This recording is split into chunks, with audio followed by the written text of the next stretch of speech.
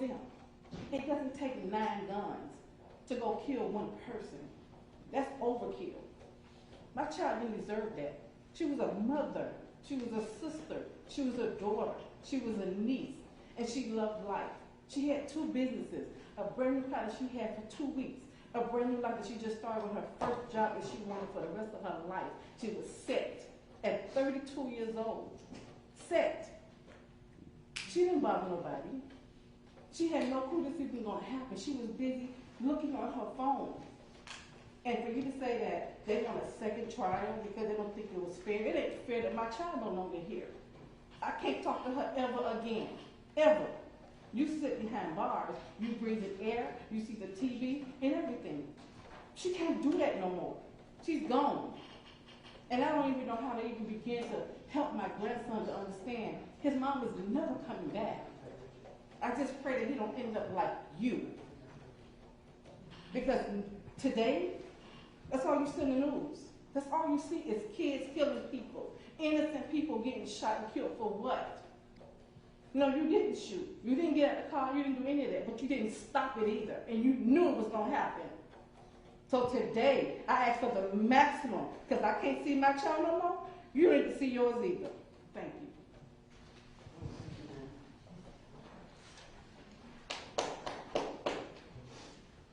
Your Honor, at this time, on behalf of Clayton Dillard, we have some family members here.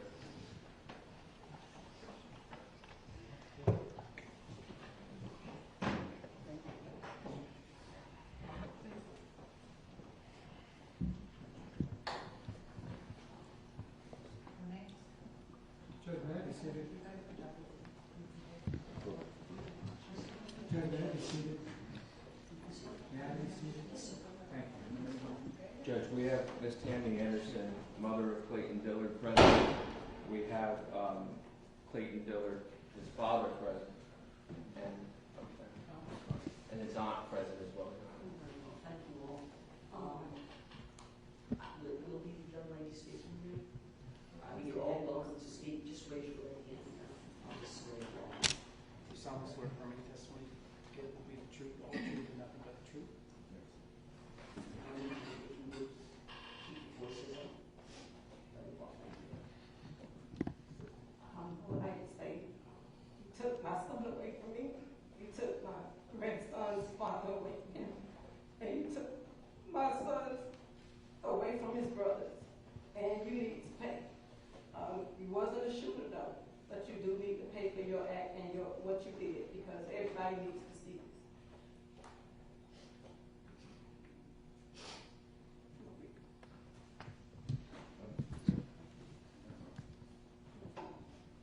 We miss Nani, as he was lovingly called by his family, every day. We miss him so much. His birthday, all the holidays, his cousins, they all miss him. And I would like to give a scripture to you. If my people, which are called by my name, shall humble themselves and pray and seek my face and turn from their wicked ways, then I will hear from heaven, will remove their sin and heal their land. Thank you. I wanted you to get the death penalty, but I thought about it. You know, you need to sit and suffer, just like we had to every day. You need to sit and pray on your knees like we had to do every day. You don't need the death penalty. You need to be here so you can face it every day.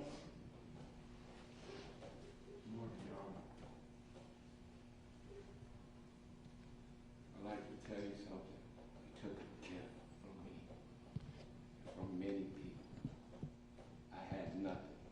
I was born and brought up in this system, here, in this county, Dade County, as a baby.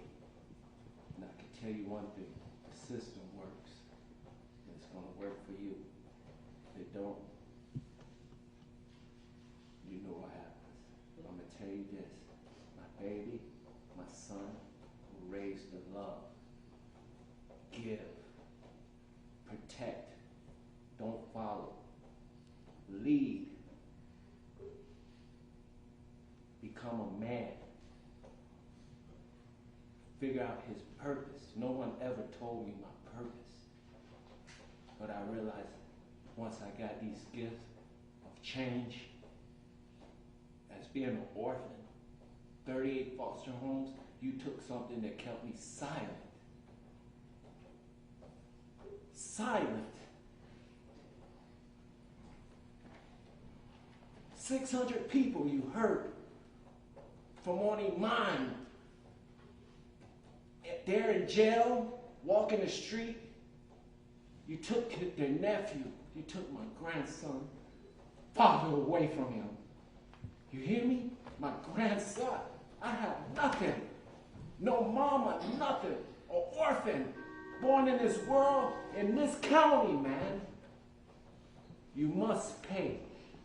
And you're going to see what the house is made of. Because this county, Miami Gardens, Opelika, is watching to see what happens today from just one person that made one call. You made that one call. You could have made a call that said, help these people. I didn't know this was going to happen. If you so-called didn't know what was going on, you called them and laughed, man, I got it all. All the way. You could have just called back 911. That's all. You called them 911, man. You didn't even have to go there. Just turn around. My son would have been here. And your life wouldn't have been passing by me. Now you got to see me for the rest of you. It's not, I pray that you feel what my son, it's not about me. It's about my son, this young woman you took, and Desmond, Owen, Clayton Dillon, and this young woman you harmed 20-something kids. Kids! Black kids! What is wrong with you, man? You harmed. You're going to pay for this. You must burn. You hear me? And the county will see this. And they're waiting for whatever reaction happened here. They're trying to follow the law of the land. You hear me? We're trying to be obedient. But it can't work all the time. It worked today, though. It worked today. I get to see someone that killed my son. You killed them. You killed them all and hurt all of them. You, a domino. You, the mastermind of all. You called. If you wouldn't have called, it wouldn't have happened. This ain't no joke, man. This ain't no... You're going to burn. And I thank God that the system worked for me. You hear me? I thank God the system works, dog. So if I know it worked for me, and I'm legal, they're going to tear your ass up. Inside out. And I pray every day to your God and all the other gods that you, your family, die in your feces. Throw up. You must burn. There's no faith. I'm going to have to object to this. I pray for this. Thank you, sir. You must burn, man. You gotta burn. Judge, I would like to say thank you to the detective attorneys and her team. I would like to thank the prosecutor team, and I would like to thank the jurors. Thank you.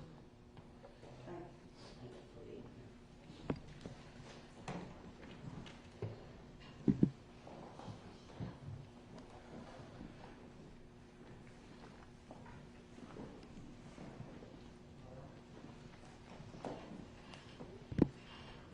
Judge, on behalf of Desmond Owen, I believe we do have a member present.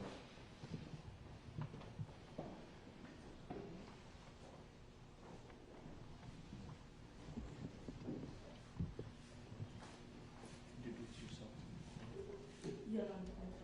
I didn't hear you. Judge, this is Yolanda Ventura, the wife of Desmond Owen. Raise your hand, please. You solemnly swear to affirm any testimony you give will be the truth, the truth, and nothing but the truth. Yes. Today, I was just firstly son, I got a 5-year-old and I got a 3-year-old. That would be 4 on Thanksgiving. He wake up every other day. She wake up every other day, asking why the bad guys killed my dad. Why I can't see my dad. My son ain't even get the experience she got. A 5-year-old tell a 3-year-old about their daddy.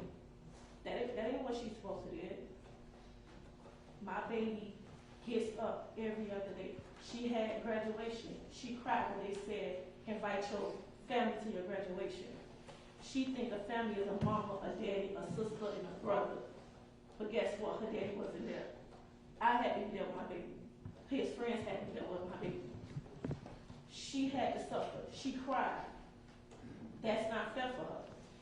My son, his birthday on Thanksgiving, why my daddy came there? I gotta take my kids to a grave site to see their daddy. That ain't where I wanna take my kids. I don't wanna take my kids to no grave site. That ain't where they supposed to be at. My kids have to suffer. I'm suffering. I'm doing this by myself. I ain't got no help. I'm doing it by myself. They daddy was everything to them. My kids to this day, it's been almost 2, 3. My kids to this day will tell you exactly what their daddy walked out the house in. Them kids will tell you, my daddy had on this, my daddy had on that. My daddy took me to KFC and went and got other food. My daddy said he's gonna see me later. My daddy gave me a kiss and took me to sleep that day. Woke up. I didn't even tell my daughter, her daddy died. My daughter just knew it. I didn't even tell that baby nothing. And it's sad that your people get to walk around, they get to talk to you every day, they still get to hear your voice. I gotta get them memory. Thank God I got that. They gotta sit on the phone, I gotta get them videos, I gotta show them stuff like that. That's the only reason how they know they're dead. My son's a spit image of his daddy. That's sad to just watch my son, and I'm looking at my son and I'm looking at his daddy. He didn't even get the experience. My kids getting kicked out of school. Every school my kids go to, my kids are getting kicked out. And my baby 5, she just got an elementary. My son in daycare, they getting kicked out because of their behavior, because guess what they said? My daddy, my daddy, my daddy. My kids are in therapy. Why the heck a 3 and a 5-year-old going to therapy? They shouldn't even be in therapy. But they're in therapy, but guess what? Oh, the bad guys killed my daddy. Mommy, you think something gonna happen to us? You think this gonna happen to me? No, that ain't gonna happen to y'all. So I gotta protect my kids on my own. Because y'all wanna be dumb and y'all wanna do whatever y'all did that night to be stupid. Y'all wanted somebody else to got who y'all wanted and left it as that. That mean they had nothing to do with it. So, like, today, I don't care. I hope you get the max. I wish you got together. I wish your mama done paid for it with you. And I'm done. I'm looking crazy. You already know, sir. You too. All right. Thank you. I already know, sir.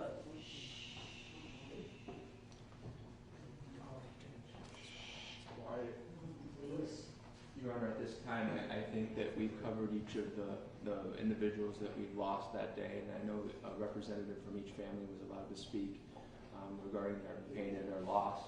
So at this time, I'll allow Mr. Brewer to present whatever he wants to present, and then I'd like to have my argument after his presentation. And I need to remind everyone, this is, for all of you, probably the most difficult day that you're going to have in your life.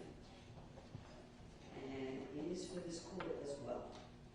So please, if you feel that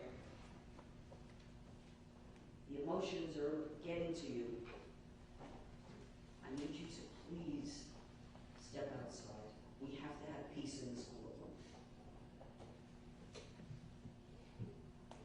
Thank you. Mr. Brewer? Thank you, Judge.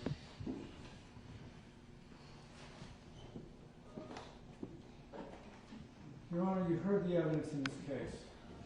You also heard from some of the family victims, and they reiterated what the evidence was in this case.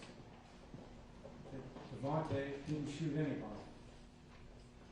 I understand under the law, he's legally responsible for what happened that day, or that evening. What happened that evening? Look, Judge, I said it in my motion, I said it in my opening statement, I said it in my closing statement. It's a horrible thing. Horrible thing. But, under the law, pursuant to Florida Statute 921.0026 2B, the court may depart downward from the lowest possible sentence when the defendant was an accomplice to the offense and was a relatively minor participant in the criminal conduct. That's by Florida statute. You're not obligated to do it. You can do it. And the simple fact is, Judge, he was tried as an accomplice. He is an accomplice by virtue of the jury's verdict. If he's not an accomplice, then no one is, based upon the jury's verdict. The court has this discretion. What do you mean by that? Pardon? Based upon the jury verdict. The jury's verdict, they found him guilty as a principal. But the facts and the evidence are clear, even from the family of the deceased victims that came before the court. He didn't shoot anybody. Everybody knows that. That's what the evidence in the case is, was, and always will be. Take a look at Florida Statute 921.0026 2B. And I believe I quoted it correctly in my motion. He's a principal. That's what the state charged. That's what he was found guilty of. And if there's ever a case where he deserves a departure sentence downward, I would submit this should be it. He shot nobody. Yeah, he was there. The jury made its finding. They made its verdict. This gentleman, Davonte Barnes, has no priors. None. I would ask you to depart downward. You have the discretion to do it. You're not obligated or required to do it, but you can do it. For a young man who has no priors, and didn't shoot anybody, didn't kill anyone, I understand what the law is, and we all have to abide by the law. But the law gives you discretion to depart downward from the sentencing guidelines. And if you elect to depart, no one can question, at least my understanding of the law is, no one can question what sentence you render. To my knowledge, there are no minimum mandatories here, so you can basically do whatever you want. And I would ask you to depart downward from the sentencing guidelines and give this young man, who I believe now is 24, I think he was 21 or 22 at the time this whole incident arose, give him a second chance at life. Restrict it any way you want. Make him do anything you want. Make him go address people in the community of the trouble you can get into by hanging out with the wrong people. Because essentially, that's what we have here. And I would ask you to depart downward from the sentencing guidelines. Give him consecutive community control for years and years and years to follow. Make it a requirement that he address young youth in this county, because there's a lot of gangs, and we all know things are dangerous. Maybe he can make things better for the others out there, because it's not going to help anyone or serve anyone to put him in prison for the rest of his life. What does that do? Nothing. The system is supposed to be about rehabilitation. Give him a chance to be rehabilitated. If he screws it up, then slam it. And that's my position. Well, you're making a request without any specificity in terms of what you believe would be an appropriate sentence. Okay, I'll give you some specificity. I understand the maximum you can give anyone is 2 years community control per count.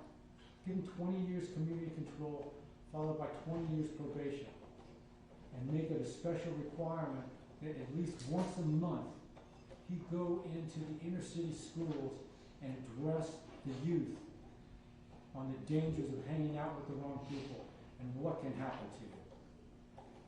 You're just talking about counts 4 through. I'm talking about all the counts. 2 years community control, running concurrent. So given, I think I said 20 years community control, followed by 20 years probation. You have discretion to do that. What purpose does it serve to put him in jail for the rest of his life? Serves none. At least that's my belief. Thank you. Present any witnesses on behalf of your client? The judge, I don't believe, inquired of his family. What inquired to see if anyone? I have inquired. have inquired. I have inquired. Mhm. They don't, they don't really have anything to say to this court. At least as I understand it, if they change their mind, they're all here. But it's my understanding that Davonte is a good young man to his family. They've been here throughout the trial. The evidence you heard factually gives you the basis to depart downwards if you wish to do that. So that's my position. Thank you. Judge, the defendant needs to be offered an opportunity.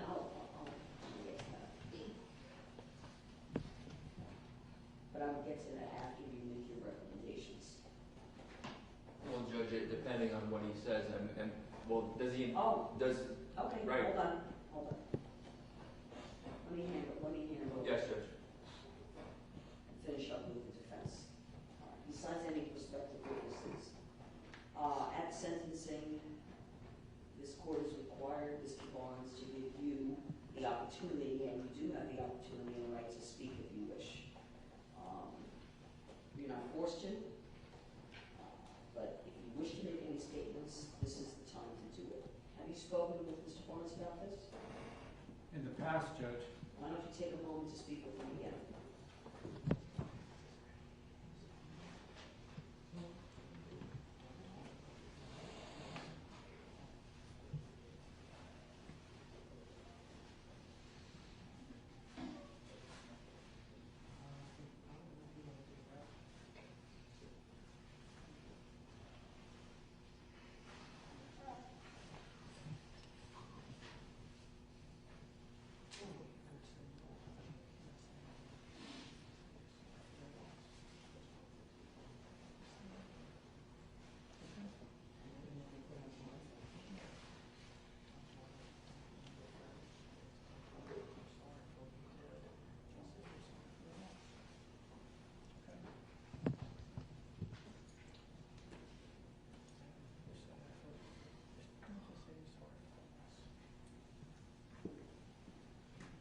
Judge, I believe there is one thing Mr. Barnes would like to say.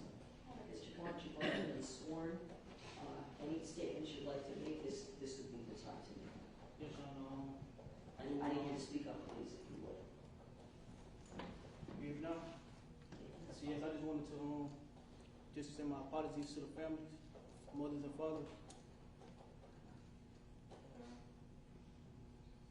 Especially, I'm truly sorry for what happened to your kid and your family members. That's pretty much all. All right, very well. That's it, Judge. Anything else? No.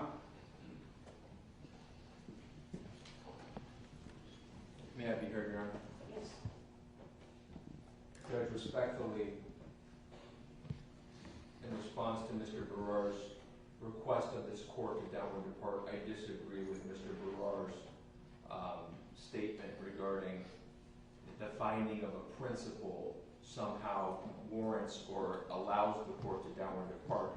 The exception Mr. Barrer is pointing to is not the principal downward depart section, but the minor participant section. Well, it's written and reads accomplice merely and relatively minor, so it's both, it's not or. Correct. It is conjunctive. It is both requirements. So an accomplice that is also a minor participant. And I provided, and with respect to the other thing Mr. Barr said regarding courts have no say on what sentence is pronounced, I think that the state of Florida's 5th District Court of Appeal in State versus Millisey would beg to differ with Mr. Barrar, where ultimately the 5th District found that the evidence did not support the trial court's finding that he was a minor participant in the offenses, merely for being a driver in an armed robbery. I would submit to this court that with respect to also what Mr. Barrar said regarding his lack of priors, I don't think that's an indicator as to what someone is capable of necessarily. There are plenty of offenders, including this particular defendant, that have acted horrifically on their first offense. This is the largest mass shooting in Miami-Dade County's history. Period. The largest mass shooting in the history of Miami-Dade County. 23 people were shot, 3 people died, and the 20 others that survived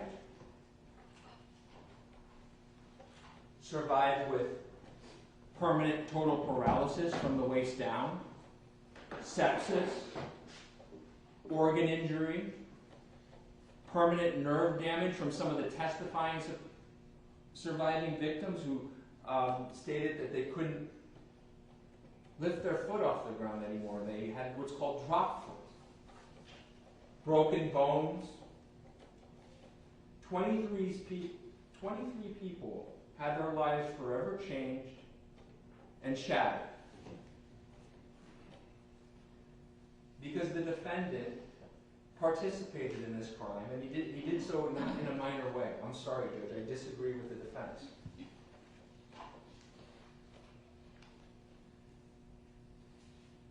The level of planning and coordination that was required for this horrific mass shooting demonstrated that no one had a minor role. Now, do I recognize that this defendant might have had a lesser degree of participation? Sure. We waived the death penalty as to him. We likely won't be doing that for the shooters. But just because he had a lesser degree of participation does not make him a minor participant. He provided valuable real-time information and intelligence on the targets and the scene. He frequently held a point position to assess the arrival of the target while the vehicles were rotating in and out of position for the attack, which was totally at odds with the statement he provided to investigators. The evidence showed he was a vital component to the plan and the attack. And while there was no evidence that he was holding a gun on the night of Al-Mullah, he certainly was holding a gun when they released their statement to the community in the video. When he's standing behind Savage and they're rapping about killing people, and he's got a firearm in full support.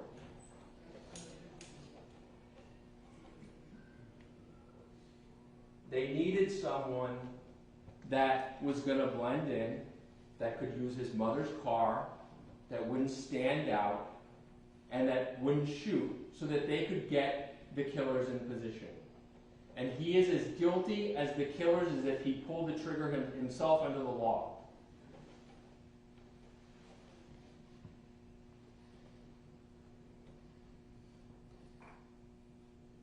If the 5th District in Milisi doesn't find that a mere driver in an armed robbery is a minor participant, this court here should not find that this defendant who lied in wait for hours, who staked out the kill zone for the targets and provided real-time intelligence to the caravan of shooters and essentially gives them the green light on the target, should not be considered a minor participant.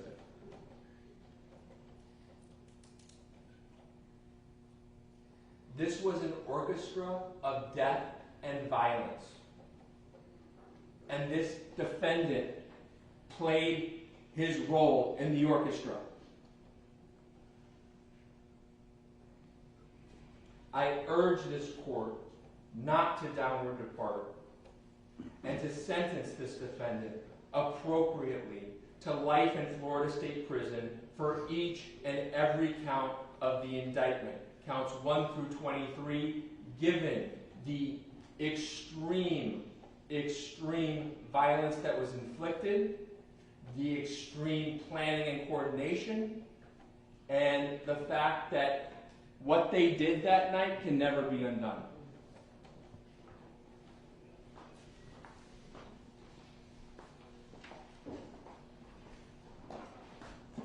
Sentence him to life, Your Honor.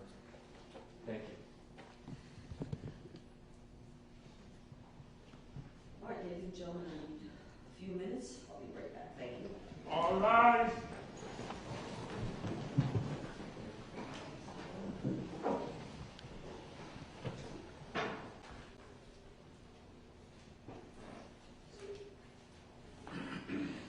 Ladies and gentlemen, before I pronounce sentence, I also want to, in terms of the guideline score sheet, confirm with the state and the defense that there are no objections to the guideline score sheet. None. We'll sign that and file that. And also, I will again remind everyone that this is a court of law. I demand and expect that everyone is going to conduct themselves appropriately in this courtroom. No, I do not want any reactions or responses to what this court says, what the sentence is that this court will impose. Whether you agree or disagree, you can take your conversations and your reactions outside of the door. I will not allow any kind of disturbance during this portion of the proceedings.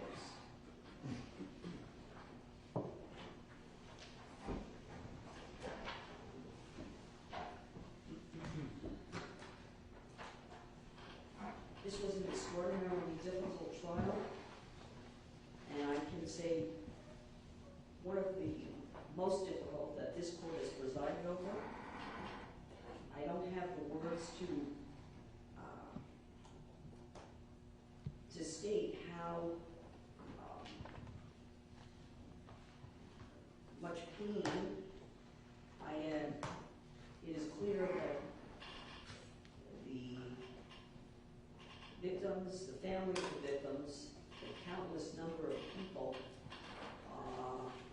the pain that they have suffered, and my words are not going to alleviate any of that pain or loss. In that regard, though, I say that it is imperative that you keep your loved ones close in their memories, and you allow them to live through you, hopefully in a positive way, with good deeds and positive thoughts. And you spread that. That's how you keep their memory alive in a favorable way. And to those surviving victims and their families, it's the same. Though you have to live with the result of the tragedy that occurred in the shootings here, remarkable tragedy. Taking that pain and suffering and turning it into something positive and productive is the responsibility, I believe, of those who have survived, and again, the families of the victims and those who have not survived. That is your responsibility. I have carefully considered the request by the defense that this court consider a downward departure for Mr. Barnes. A downward departure might be appropriate in a case where an individual is merely an accomplice and also must be considered a relatively minor participant.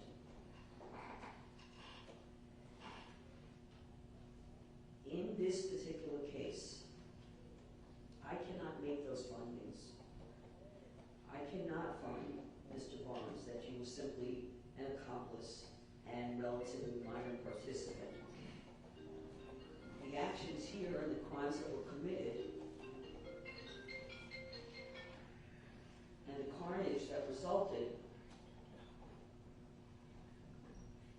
was as if, Mr. Barnes, you had pulled the trigger of one of those numerous firearms used, as if you had pulled it yourself. There's no doubt in my mind, Mr. Barnes, that is remarkably sad and senseless. It is with something I have no real understanding of. You had an integral part and played an integral role in the events that took place here. You had the power, but instead of using this power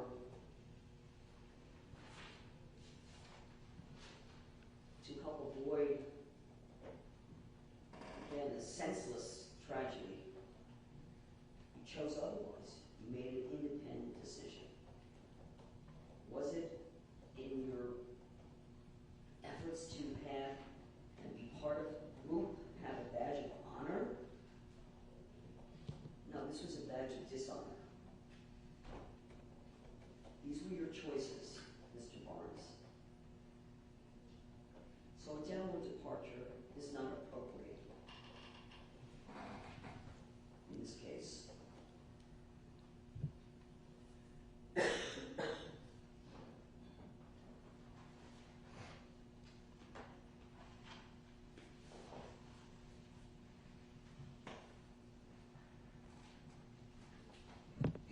Something one of the witnesses stated, and used the phrase, having power over a territory.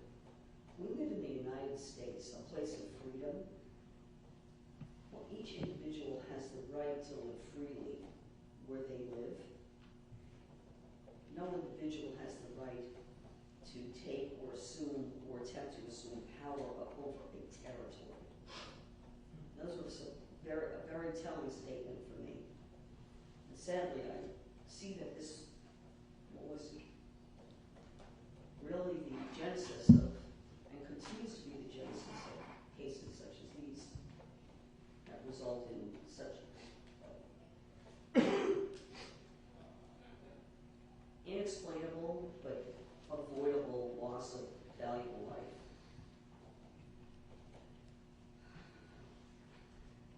And sentencing guidelines, as they are, given the crimes that you were convicted of,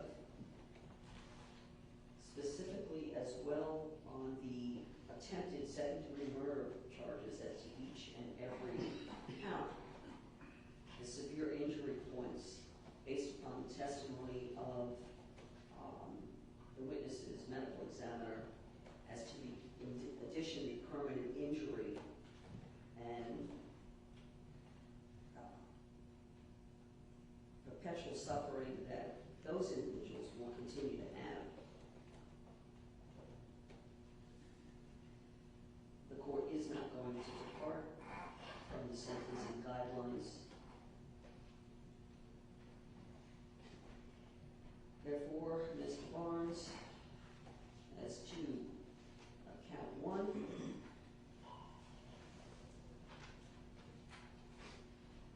the murder of Shankia Peterson, the court is sentencing you to life in prison to run concurrent to a sentence of life as to Clayton Zoe III, and count two, to run concurrent life sentence as to Desmond Owens, and count three as to the remaining counts 4 through 23, attempted first-degree murder, the conviction for attempted second-degree murder. The court is also sentencing you to a life sentence as to those counts, since the court is declining to depart downward. It's a miracle that more did not lose their lives in this senseless shooting and tragedy. Your sentence is life, concurrent as to all counts, You will be fingerprinted. We should have your DNA on file, Mr. Barnes. And you are required to pay court costs of $603.